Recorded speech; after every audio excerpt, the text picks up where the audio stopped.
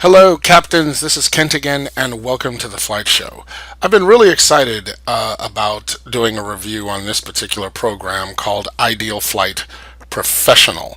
Now, there are different levels of it. You have Ieal Flight, which is for Flight Simulator, FSX or Steam Edition. And then they have this other version, which is the expansion pack Augmented, which adds a few more features. And I'll get into those features in a minute. But if you have Prepar3D and you buy the professional pack, it's the augmented and the original Ieal Flight all put together. And so I've been exclusively running on Prepar3D version 4 for a while now, so I'm going to give you this because I think this is kind of like all the bells and whistles that you could ask for. Now, what is this program? Well, this is a program that addresses a concern for all of you flight simmers out there who can never figure out, where am I going to fly? I mean, where am I going to start from? Where do I want to fly to? That's too short. Well, maybe that's too long. And then you end up spending an hour trying to figure out where you're going to fly, and now you got to go do something else when you could have been flying. This is going to be a mission generator. Now, this also is much more in depth than just a mission generator. In fact, to understand where you really can get a value from this program, I want to take you back to this. This is Flight Simulator Steam Edition, Flight Simulator either or. The menus are exactly the same. But the thing about this that I really loved personally were the missions. Because then I didn't have to figure out what I was going to do. I was going to go through the missions. And you can buy expansion packs that will give you missions for, say, United, American Airlines. As you can see on the screen here, I had this other one, Dangerous Approaches, so you just did approaches. And I really like that, and for several reasons. Because one, there was the sense of accomplishment that when you started going through all the missions of all these missions that you completed. So again, you felt a sense of accomplishment, a sense of purpose. And I think that's, important because you love flying. Some out there may just love flying for the sake of flying. But there's also a group out there of people who want to feel like they can look back and say they've accomplished something. And so we'll call this what's commonly known in education as achievement-based learning. You're motivated to learn more, and those achievements give you that motivation to keep pushing the envelope. So as you can see, I've done tons of missions with United. You could go on down here and you'll see, what else? Do we have the approaches? I've done all the approaches that were for FS approaches and their worldwide airports and series. Yeah, I've done all of them, and I loved it. I loved the fact that I was getting closer to completing all the approaches at all of these cool airports. And another thing that was actually cool is that it introduced you to airports that you may not fly to. I mean, how can you aspire to fly to an airport that you don't even know about? So it got me around the world checking out new airports. So if you're ever wondering about what airport to buy, this was a good way of, this airport. Okay, now I'm going to do this mission and fly into a really detailed airport.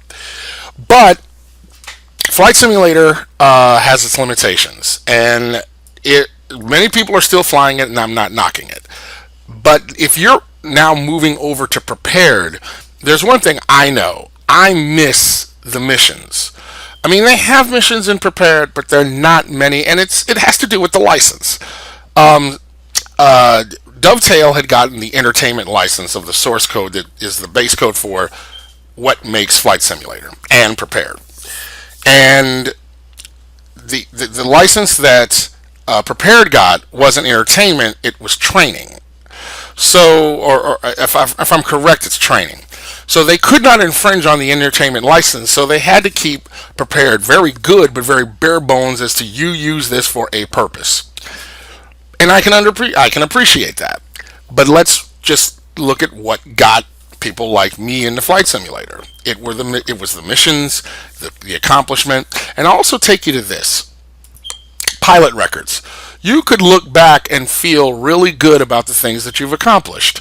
I mean, look here, the Bombardier Trophy for that mission, or completing your first landing, 25 landings, 100 landings, 200 landings, 400 landings, 10 landings at 10 different airports, landings at 100 different airports, landings, 800 landings, 1,500 landings. So you got to feel like, wow, I've really been doing this. You had this sense of accomplishment, this career that you could look back on. And it's not just it's over once you land the airplane. So you have these badges for the total hours flown. You could keep track of it. You have a little icon. Those things are trinkets, but they meant something to me. And I'm just going to be very transparent. I miss that. I like going every now and then to look and see what I've accomplished, and then it makes me say, ooh, I want to get the next plateau. I want to make the next achievement. It kept me pushing the envelope and playing Flight Simulator. So you have a record in Prepared, but it's not, I guess it's just kind of bare bones and not all that exciting to deal with. So let's bring back Professional. The beautiful thing about Ieal Flight Professional is that this program can keep track of your career, and it also keeps track of how well you do things that you do. So you have a lot to work on. You can't just fly in, get in and fly, land, crash it, just do everything crazy, because you're going to get a score, and that score is going to make you feel real bad. So let's just go ahead and take a look at this program. So as you go into the splash screen, I want to draw your attention to first your profile. Not very flashy, but here is where my profile is, and it talks about, it puts your ranges, like you can say what flights you want to have generated. Like you could be like the early in the morning, the early in the morning flight, and then you could have a flight as late as midnight. Now, some of you may be a little intimidated flying at night, so you might want to limit how late you're going to fly. Plus, the images, I think, are pretty dramatic when you're dusk and dawn. So, I set my ranges for departures anywhere from 4 a.m. to as late as 8 p.m. So, it won't be completely black the entire flight. There'll be some variation. Now, you'll also start off of where is your first airport. Now, your first time you're in it, it'll be the first airport you are, and you can set where that is. Right now, I've done one mission, and I am in Barcelona. And so I'm going to be departing out of Barcelona. And where I'm going, I'll tell you in just a moment. Now, what this also does is it scans all of your airplanes. So you have a profile, and then if you come over here to aircraft settings, you can set which plane is going to be what all of your missions are going to generate. So right now I'm on a quality wings kick. Now primarily I love study level aircraft, particularly commercial, though I do enjoy general aviation. And I just recently got a copy of Quality Wings 787. So I've been flying with that, so I'm trying to get familiar with it. But you can change it. It'll scan all of your airplanes. It doesn't matter if it's the default aircraft or your payware aircraft. It gives you access to all of them that you have. And so right now my profile is saying that I'm flying this particular aircraft, the 787-9 for United. Do not ask me why I'm going from Barcelona to where I'm about to go, and I'll show you that in a minute. But I don't know, a little bit of a United fan. More Delta in terms of flying it, but airlines, I really don't like flying. It's weird. I like flying Delta in the simulation, not so much in real life. But anyway, I digress. So, so you have your airplane category here and your airline, your aircraft identifier number, all of that good stuff. So once you choose the aircraft that you want associated with you, and yes, you can change them, just so that you know, you're not locked into that.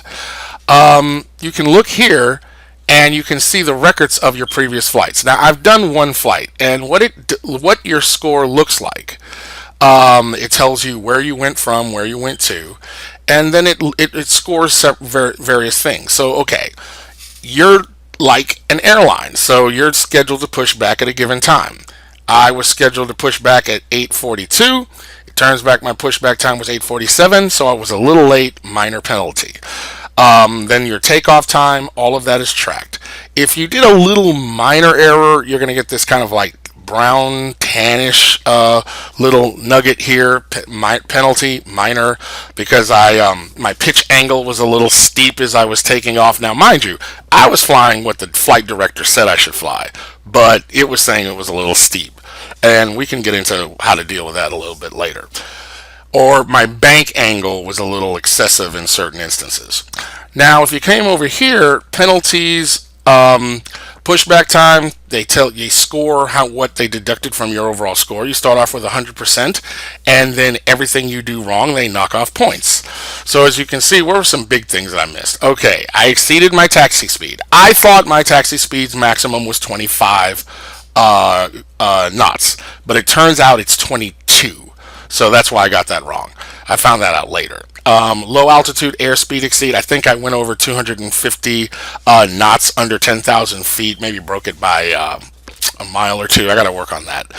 The final slope deviation. So it literally looks at your final slope as you're approaching the airport, and if you deviate too much from it, it knocks out a point. So as you can see, the deviation from the slope was 30 points deducted. So that really killed my score. Then you had lighting configuration, -2. I didn't have the lights on at the right time. Pushback, no smoking sign off. Well, this particular airplane doesn't have a no smoking sign. It's just understood you don't smoke, so they're going to have to give me some slack on that one. Your seatbelt sign off. The first time I did it, yes, I did mess that up. I forgot to turn it on. I had it on auto. They want to see it on. Seatbelt sign, no smoking sign, at touchdown, all of that good stuff. So it's like, okay, it's forcing you to really do everything right, and that is going to give you a huge sense of accomplishment when you get those scores. Okay, so let's see here. You got scores. You have, let's just see. Yeah. So now these are other people. Maybe I don't know if they work for Ieal Flight or what have you, but they're just in the program. I guess this gives you something to work towards. Here's my little paltry 32 points because I had all those points deducted. But this is also looking at an average. So these people are listed on consistency. What are they, so if they average these scores, now I got a long way to go before I bring that back up. But it'll rank you, so now you have a sense of accomplishment of getting it right.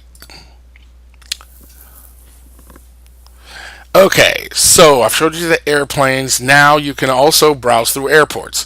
So let's just particularly say that you want to be based at a given airport. Well, you can search different airports and look at the qualifications of them. You get your runways, whether they're ILS, what their frequencies are, because you may want to choose an airport, but your plane is too big for it. So here you can do some research on your airplane, where you want to start out of. Now, let's get you out of here. And quickly, I'll say whether you have options. You could do, you could let Ieal Flight tell you what the weather is, or you can use these different themes. So if you want to run, I want to do a thunderstorm, you can choose one of these settings. Or if you're running active sky, that can just be your dominant weather. Now, I don't know if that's just a general theme or if it's saying that it's injecting it from active sky if that's what you're running. I honestly don't know, but active sky is going to override that all anyway in terms of your weather. So that might have an effect on what runway you get coming out, so you're going to have to make some changes. But as far as I know, active sky will override it.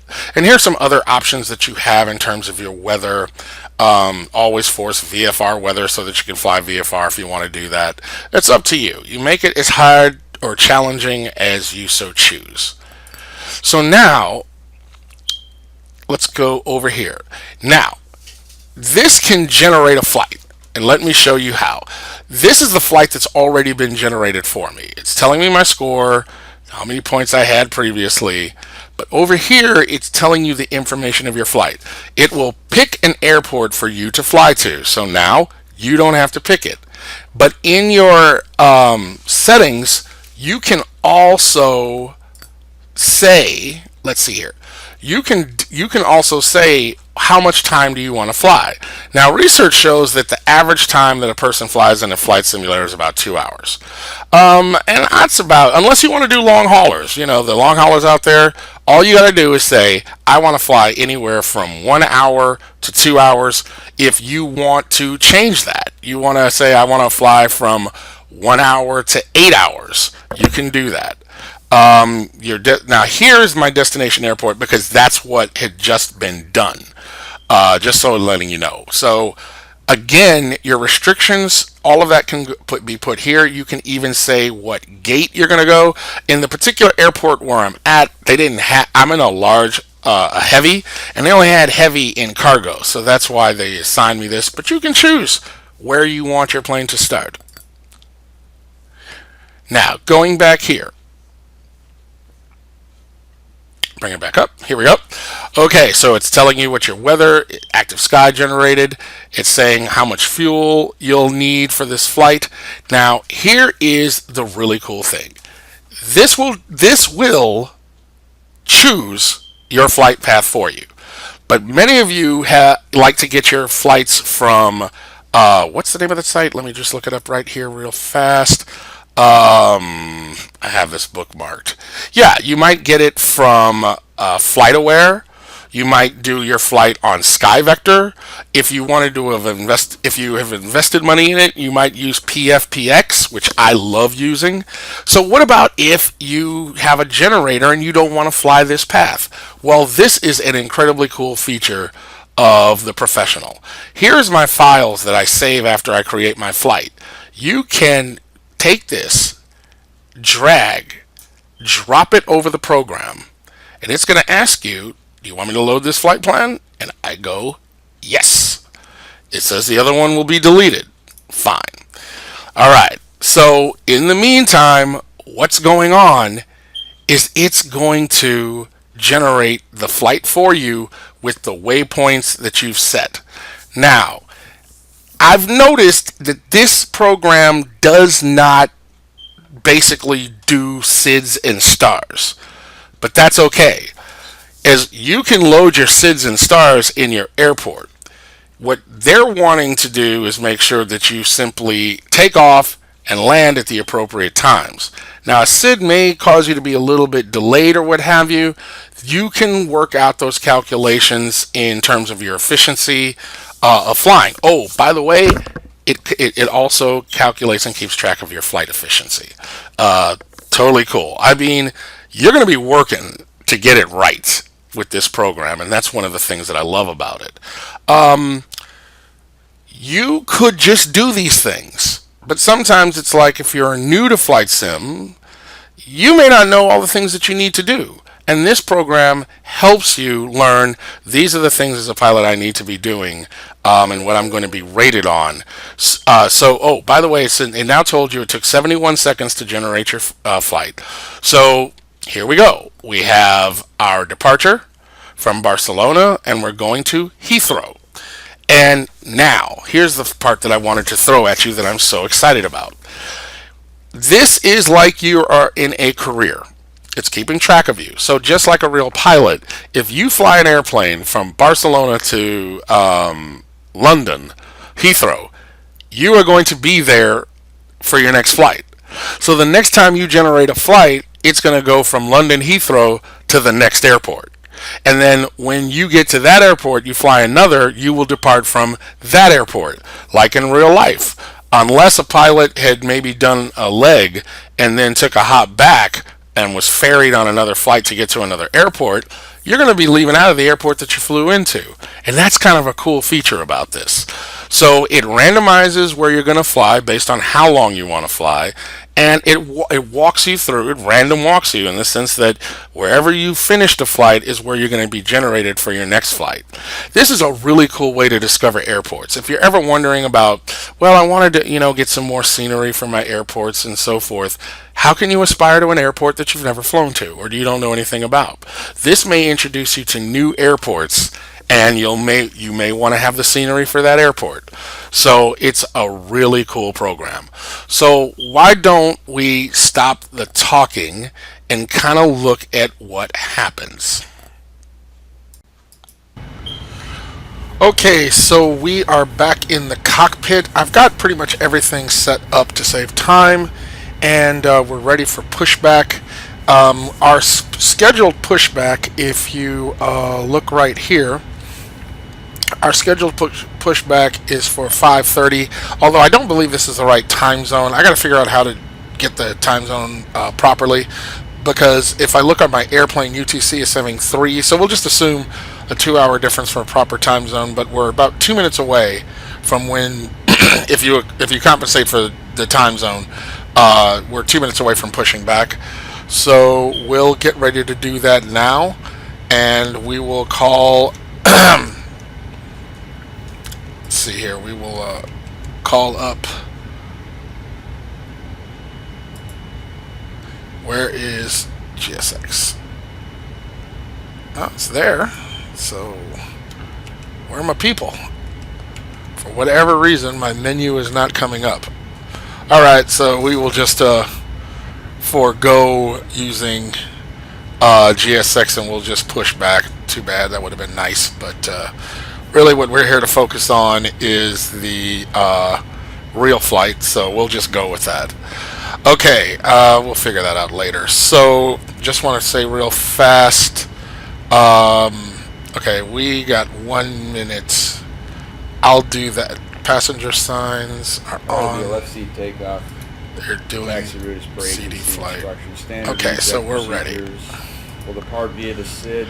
And we're going to 6,000 feet. We can go ahead, release parking brake, and do. Fly the airplane out on the checklist and coordinate with the air traffic control company and the flight attendants. We'll start our pushback now. And our initial flight is supposed to be 6,000 feet.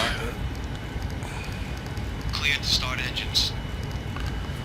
Roger. Clear to start engines. Okay, starting engine. Both engines. Starting engines. Okay.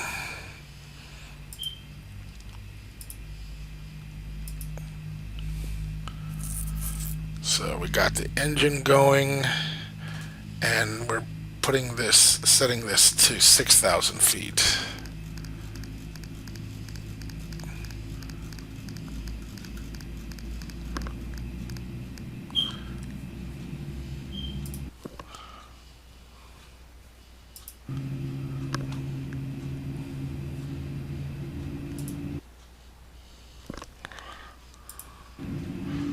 Almost. Okay. Finish that up.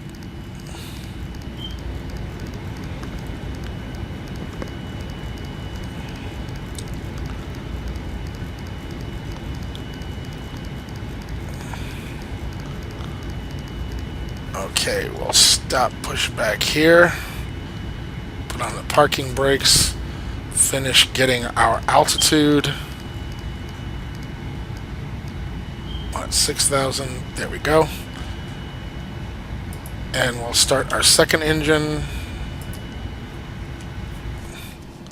Look down. There we go.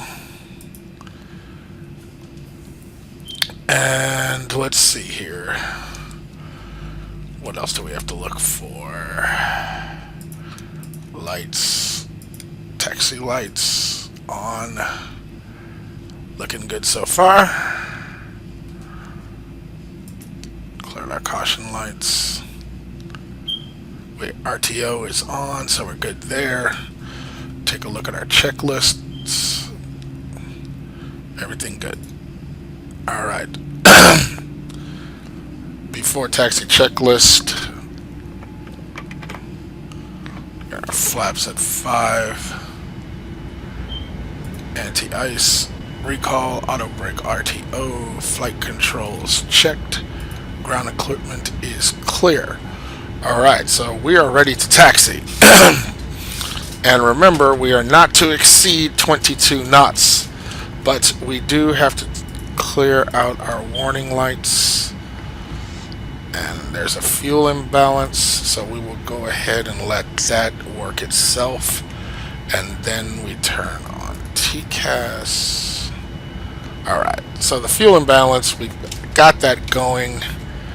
Okay, so when your engines start up, this starts to coast, and I forgot that, and I didn't set the parking brake, so that's a little embarrassing, but that's okay. We're just going to roll with it.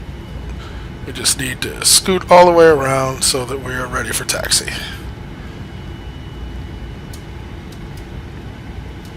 Okay.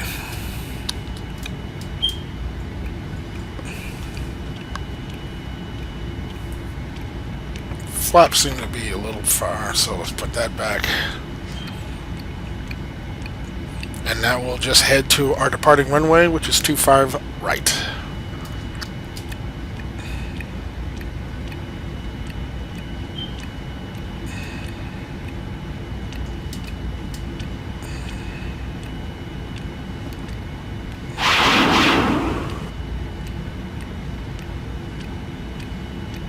I have no idea what that sound was. Like, what was that?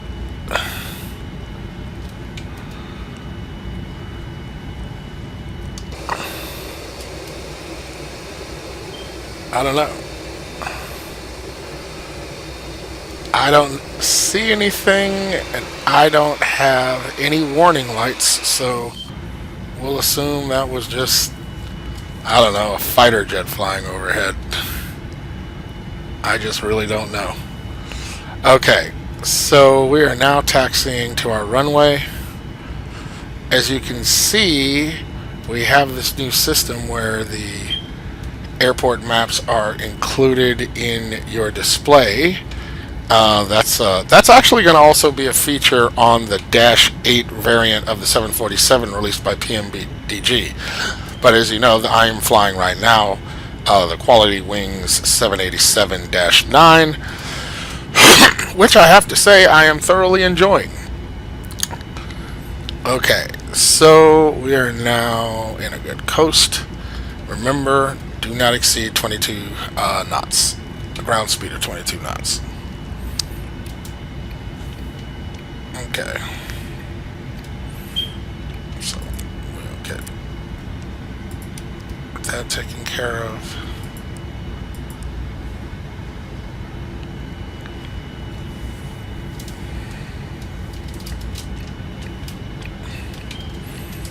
And as you see, I added, I don't know if you saw it earlier, but I added my SID to depart. So even though Real Flight doesn't handle SIDs, you can go ahead and put your own in by looking at your charts. And as I said before, you can drag and drop any flights that you make using any external flight maker so that you can put it into Real Flight instead of using the one they prepared for you. So that's really a cool feature. Okay, so what we're going to do is turn on F such that we can go to Sierra 8, and we will take that all the way down to the runway.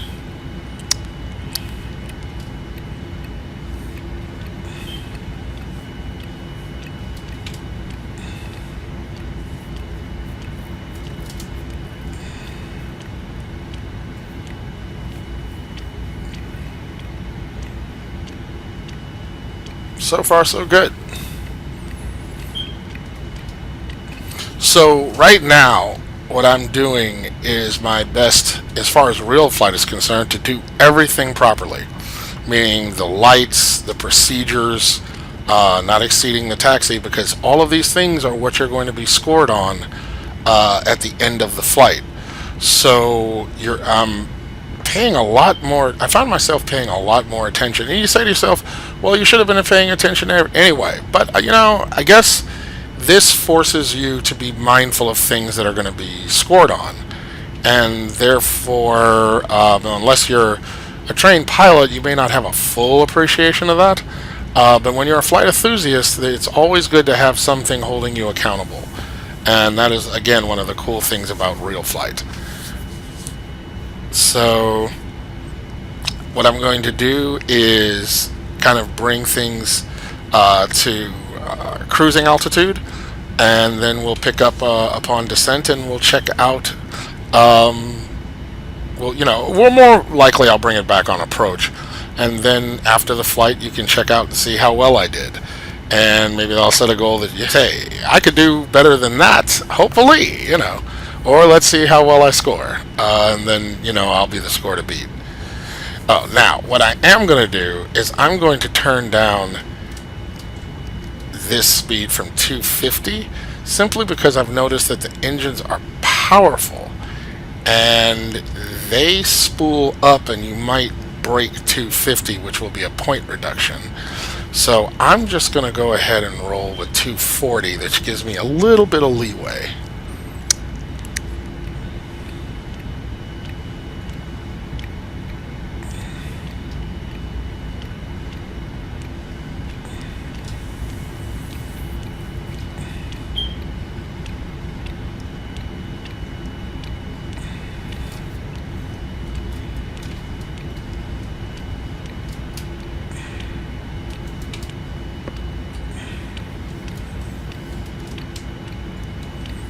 Okay, I needed to slow it down a bit. We were picking up. This thing picks up speed, and I'm at idle, by the way.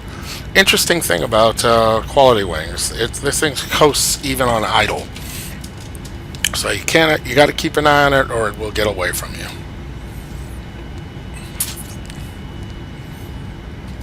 So fuel tank's looking good, although slightly off. We got the fuel balance on, so that should be stabilizing pretty soon. You may not be able to see it on your screen, but I have my displays that are actually external on another monitor, so they're enlarged so I can read them better. So I was able to see what the imbalance in the fuel tanks were. Okay, we're cruising at 13, have a ground speed of 13 knots, which is totally fine. It is acceptable. It's not too long of a taxi, so,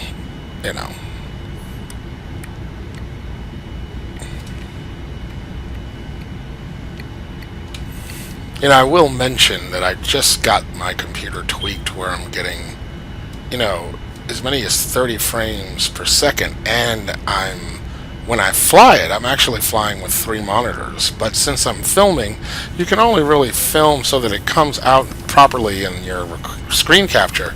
You're only flying on 1 monitor, though I could fly on 3. But to maximize frames per second, I fly on 1 monitor, that because you might get a bit of a frame rate drop when you're recording, so that's fine. But if for those of you out there that might be doing the 3 monitor thing, the 8700K CPU might be the way you want to go.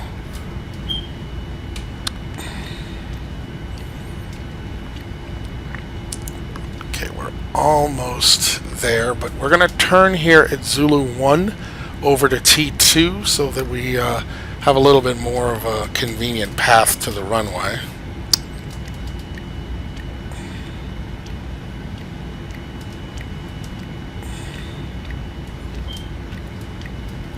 Okay, then we're going to turn down here on Zulu 2. Flight attendants, please be seated for departure.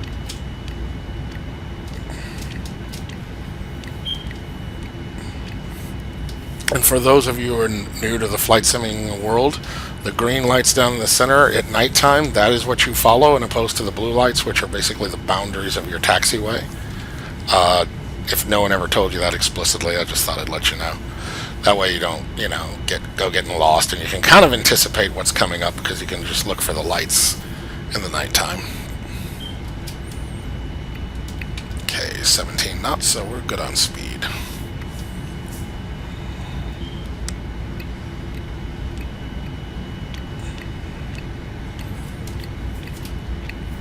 Okay, now we're going to turn here on Tango 2.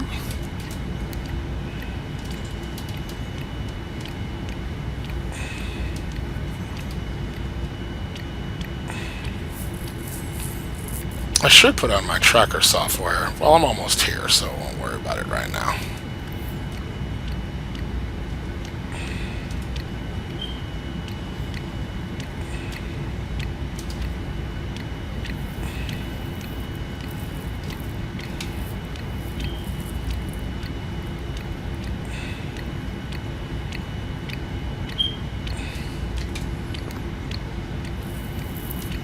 Okay, we're almost at our line to stop.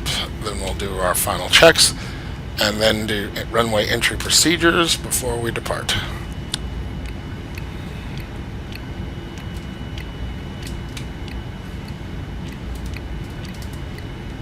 Here we go. So we'll stop here. Put on parking brake. Before takeoff checklist, flaps. Then we will ensure taxi lights off, runway lights on, landing lights on. Okay, we are ready to go. Since we're not using ATC, we will just go on out here. Plus, it seems that we are clear on the left and clear on the right.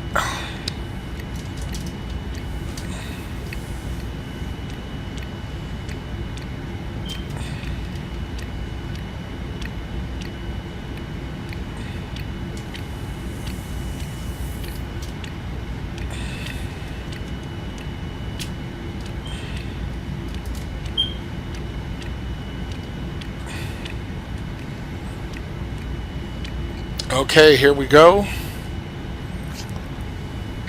We are lined up. We will assume that they had said takeoff, takeoff.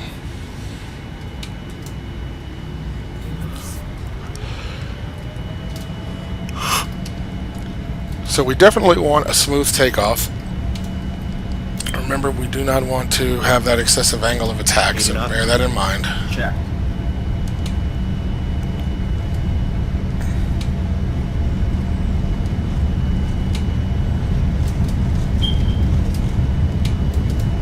P1. Rotate. Rotate. P2.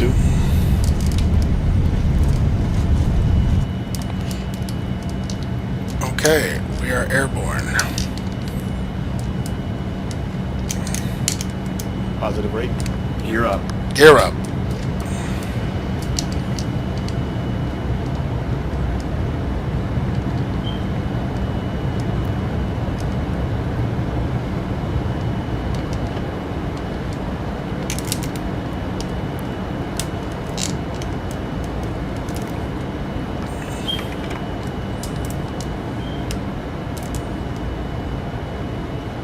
Okay. Just so that we don't get Flaps up. flaps up.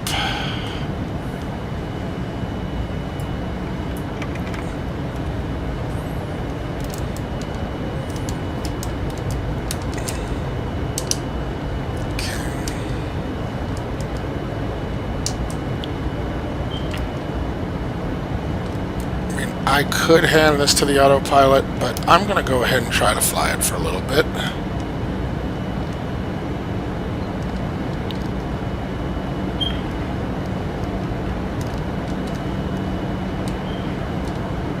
Alright.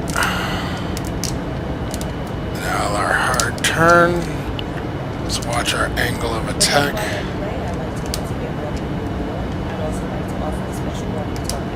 There we go. Coming up on our altitude.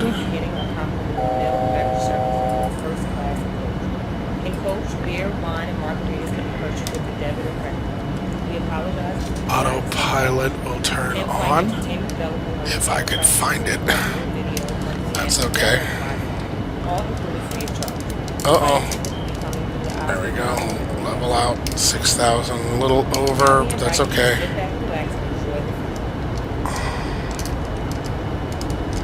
Just follow this out.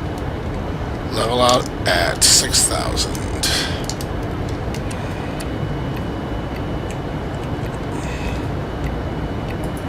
Autopilot on.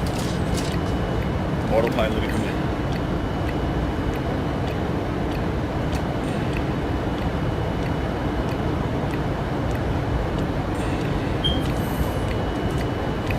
Okay, so now, as long as we're not below 3,000, we're good, and we can set this by BL058. We should be no lower than 11,000, so let's just go ahead and get up there.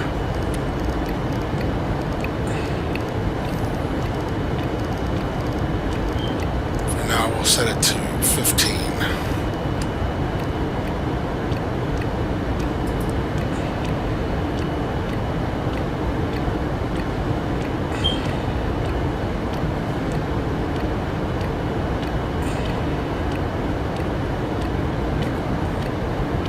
And as we go to CDU, we can go ahead and make this 11,000 or below.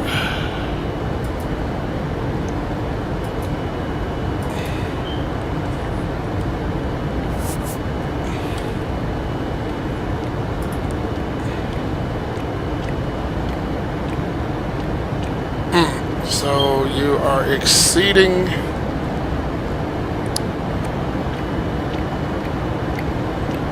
now. See, the autopilot is bringing us above the 2,000. I mean the 250 knots. So I'm going to get dinged for that, but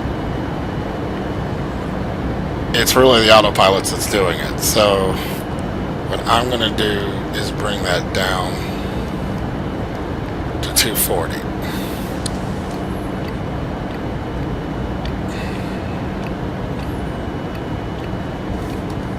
Okay, so look here, put it back on that.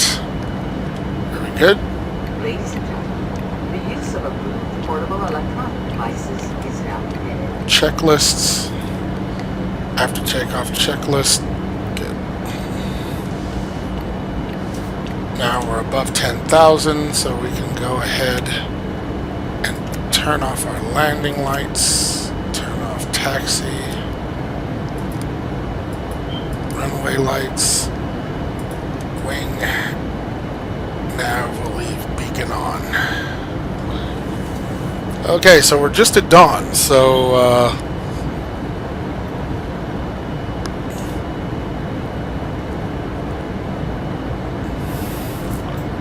we should be doing good. In fact, our travel time is projected to be 2 hours and 10 minutes. And we should arrive at 7:55 a.m.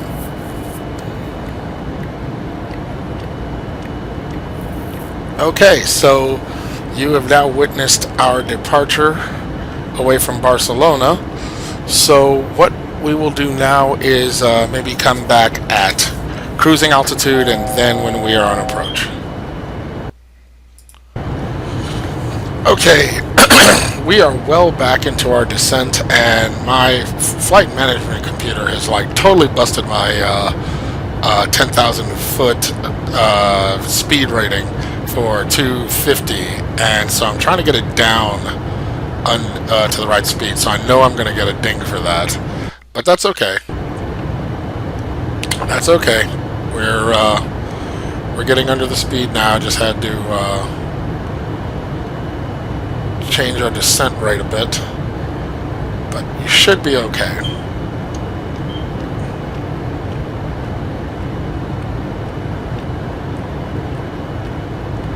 Should be all right. Okay, so there we go.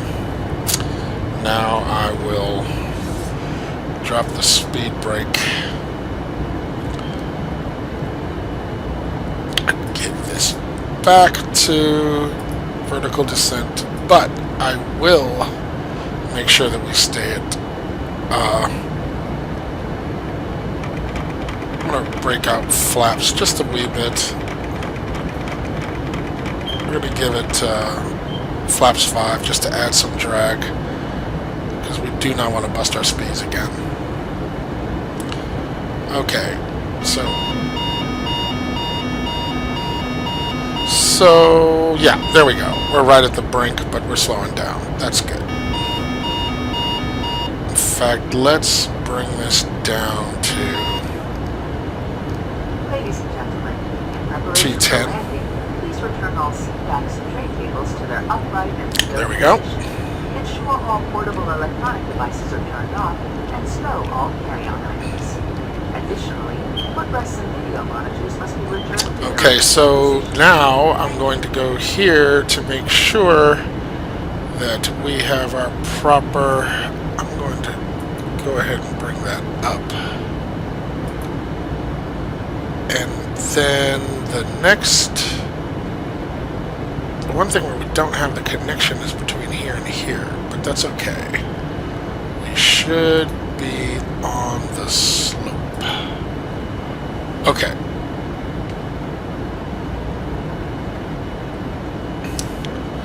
So, we are coming in. I know we're going to get dinged for that's busting the speed, but, you know, what are you going to do? I got to get more familiar with this airplane to make sure that I can do the proper descent rates without busting speeds or proper altitudes. But hey, it's a learning experience. What are you going to do? Alright, so far so good. We're a little above the glide slope, or at least our descent rate, but that's okay. We're going to get down to it. Looking good so far. And the localizer is active, so that's good. And so is our glide slope. We just got to get down to the proper altitude, which should be 3,000. Okay.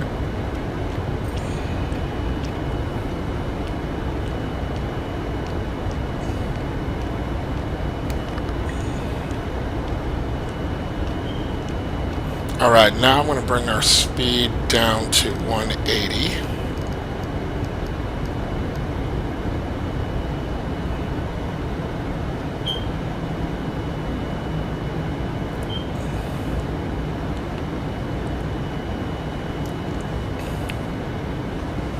Descent looks good. Everything is looking good so far.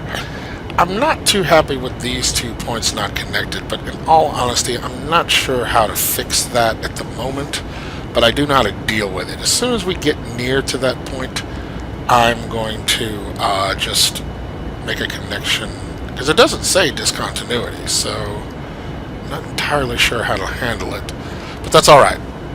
We are doing good.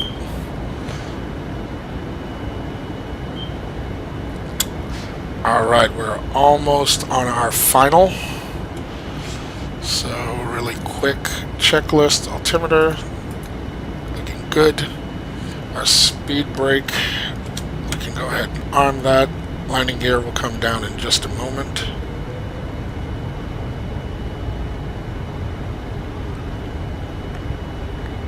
Alright, and we're almost at our altitude, which is excellent.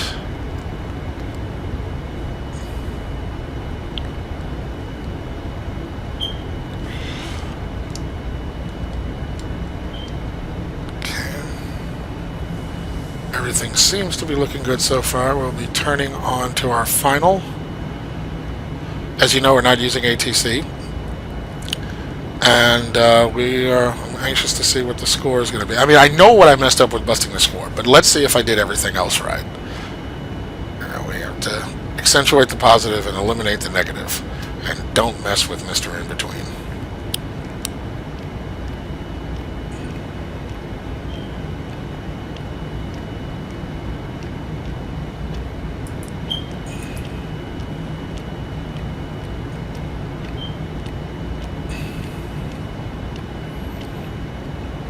Okay, our VREF is 143 knots. And at this point, I think it's safe to go ahead and make this connection. What the heck? What just happened? Fair enough. That is not what I wanted. Okay. We're going to have to take control here. Okay, we are taking control because I have no idea what should have happened there, but that's all right. 2,500. All right, we should be pulling up a bit and coming back Yeah, we did a wide turn, but that's okay. We can come back to that. And soon we will be on the glide slope. So we'll just hold it here. Nose up. Gear down. Release flaps. Okay, there we go. There we go. And Flight attendant, we should be on the glide slope now. for right. So we're going to come over and meet the localizer at a 45-degree angle. We should be alright. Now we can go ahead and drop our speed to VREF. Let's see. I'm going to do +5. Okay. Good. Pull it up just a little bit. Alright. There we go. Now we will really let our flaps back fully.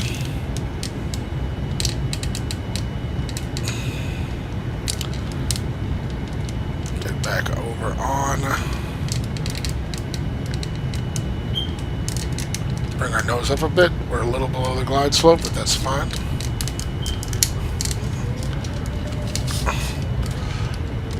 Okay.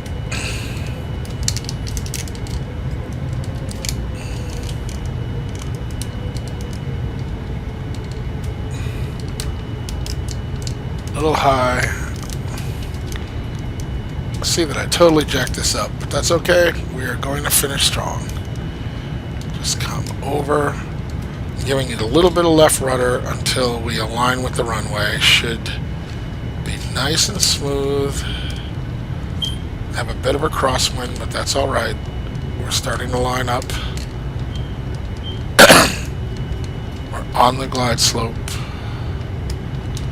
Keep giving it left rudder. 1,000. Keep giving it left rudder. Yeah, there we go. Okay, now we're aligned. Good. A little bit to the right. That's alright. Still on the glide slope. Still on the glide slope. Looking good. Looking good. Okay.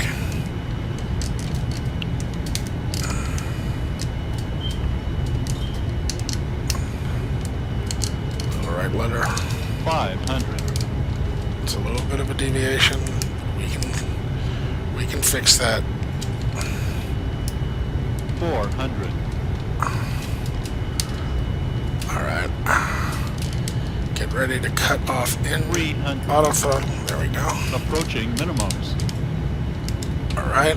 Minimums. 200.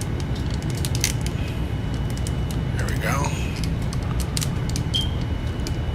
100. Looking alright. 50. 40. 30. 20. 10. Right on the center line.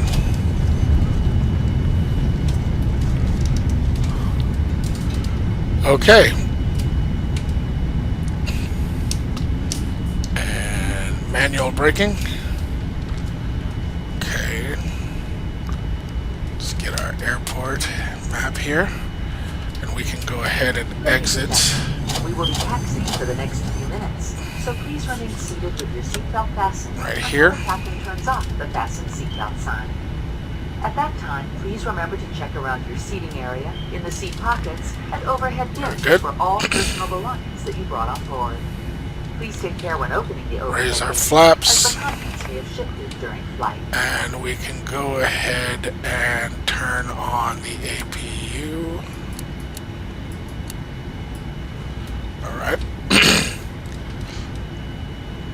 And now we just have to find our spot for heavies.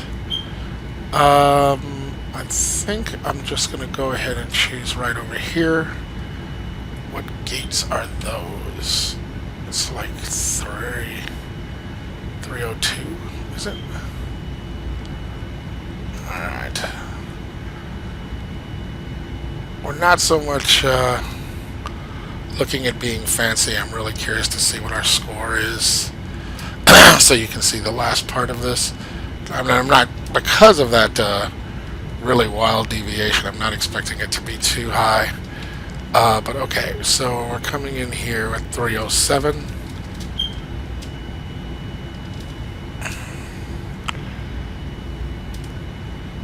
Alright.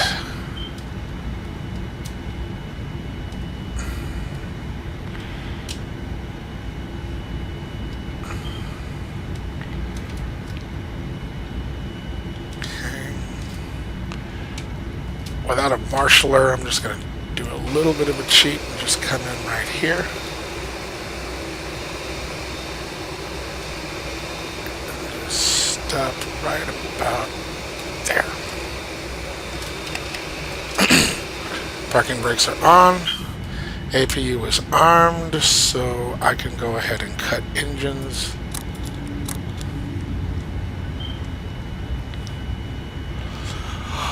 Okay.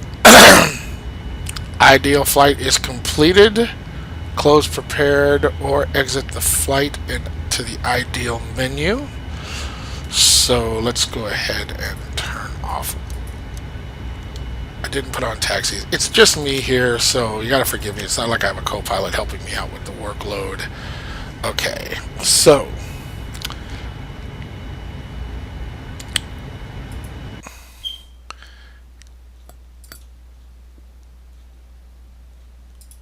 alright, we're ready to go to assessment.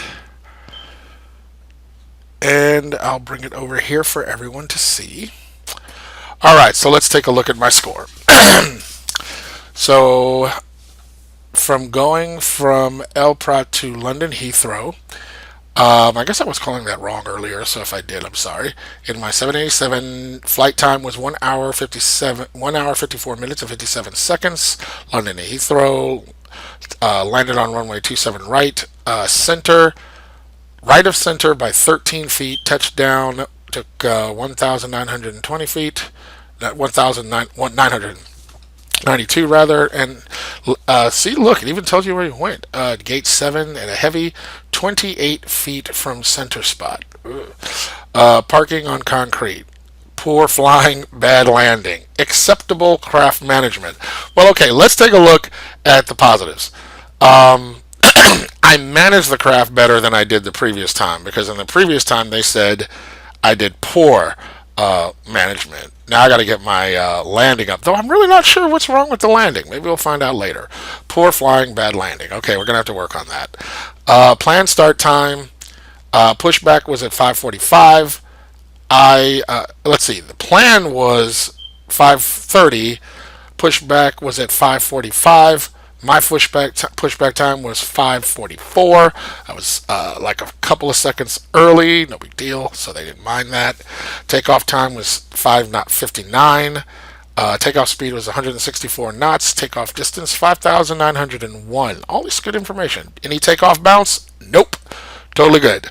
Pitched up at 5.1 degrees, so I didn't exceed my pitch rate, which is good. That's better than last time. Takeoff bank 18 degrees, didn't exceed. I spoke too soon. Maximum pitch angle was 22 degrees. Minor penalty. I don't know where I did that, but okay, because it's saying here that I pitched up at 5.1 degrees. But somewhere I got into 22, so minor penalty. All right, I'll live with it. It was minor. Now, flight assessment continued. So my overall rating was 39%, which was a 6% increase from last time.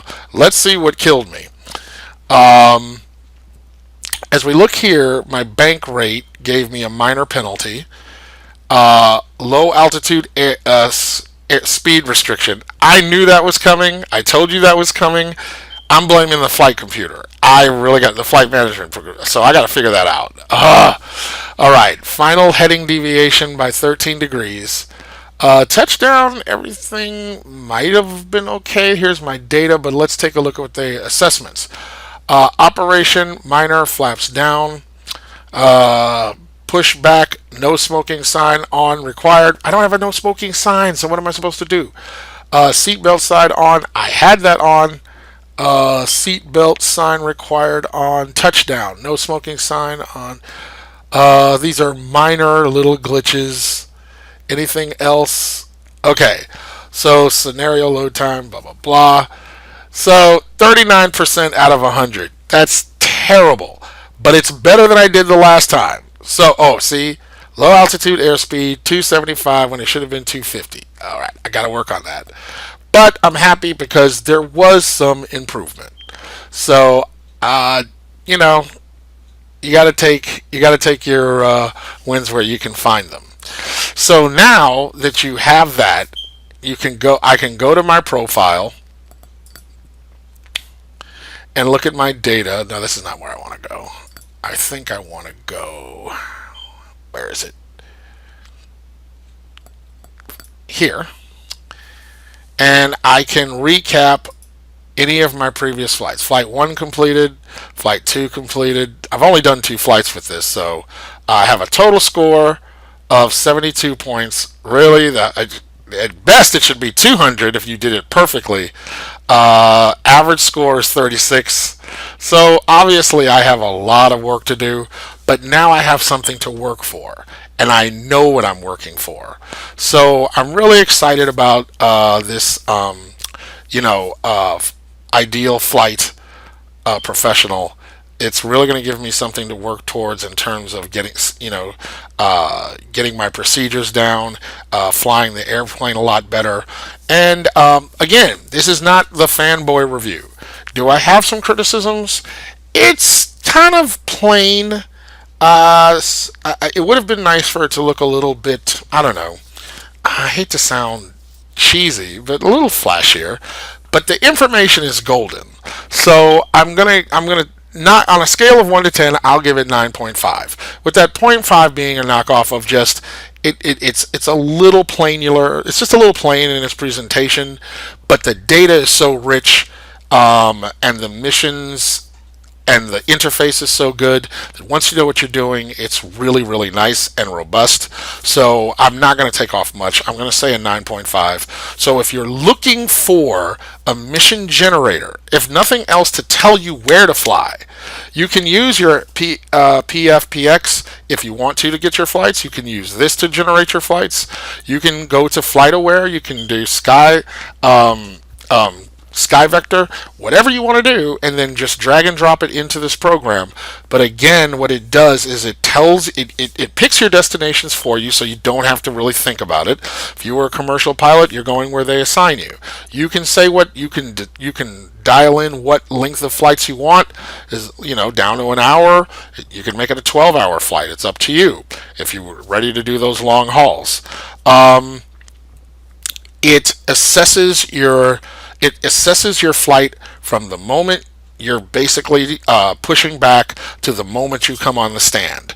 Radar contact gives you a little bit of an assessment, and if you just don't mess up, they're going to say, hey, that was great. But as you can see, there's always room for improvement. And so this is a much more detailed assessment of your flight record, and now you have something to work towards. So anyway, that ends my review of this program. Hey, if you liked it, I would greatly appreciate leaving me a couple of likes. Make some comments in the box. Tell me what you think of this program, or ask some questions. I'd be happy to answer. So leave a couple of likes. I would really appreciate you subscribing to the channel. I hope if you're a new person to flight sim, you consider this program, because it's going to help you know what you need to improve upon. And then check out the videos. Check out different videos on the internet, on YouTube, that are going to give you tips in these particular areas. Or feel free to ask me a question if there's anything I can do to help. Well, that's my review for this time. I look forward to it. Please subscribe, and I will see you in the virtual skies.